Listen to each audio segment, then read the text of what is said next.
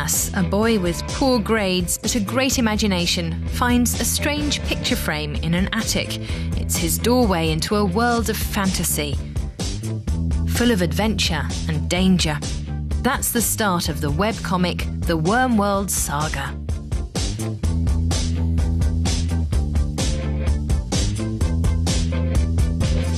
The story was also the start of an adventure for Daniel Lieske. It made him one of Germany's most popular graphic artists. I'd describe myself as a child of the 1980s, as far as how I've been influenced by pop culture. I saw all the movies over and over, Star Wars, Indiana Jones, all the fantasy films like The Dark Crystal, the Jim Henson stories. They're all stories that have a very strong humanistic element.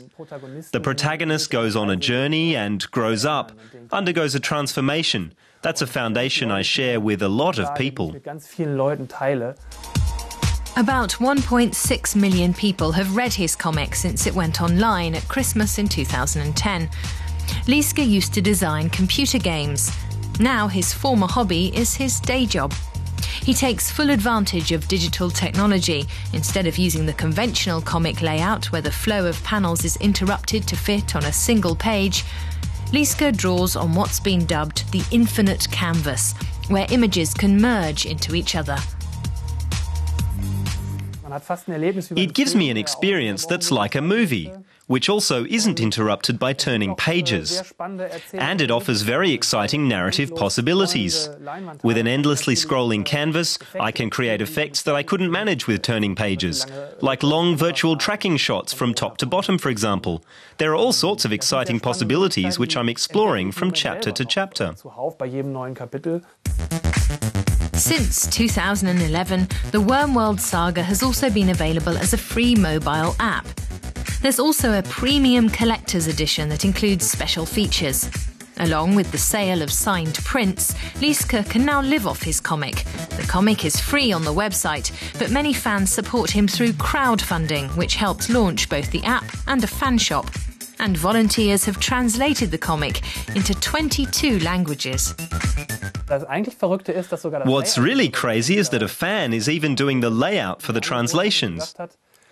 He said, "Hey Daniel, I noticed you're having trouble keeping up with the layout. I could do that." I don't want to take advantage of my fans, so for a long time I really resisted it. It's estimated that there are tens of thousands of webcomics around the world. It's not yet clear how they'll change the world of graphic novels. So far, only a limited number of webcomics are published in book form. The comic book store Modern Graphics in Berlin has been in business for more than 20 years.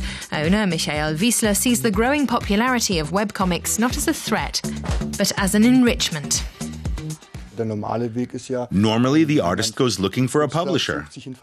Oftentimes, the publisher doesn't recognize their talent or doesn't have time for the project. Sometimes it's justified, sometimes it isn't. But if you don't have a publisher, you can't get your books out there and find an audience. But the web is democratic. So just as with music, the web creates new opportunities for comic book authors. Daniel Lieske has now also published his Wormworld Saga as a book, largely in response to demand from his fans. I do wonder what exactly I'm doing right. But at the same time, I try not to overthink things or spend too much energy on recreating whatever makes it so successful. What I want to do is tell the kind of story I'd like to read myself.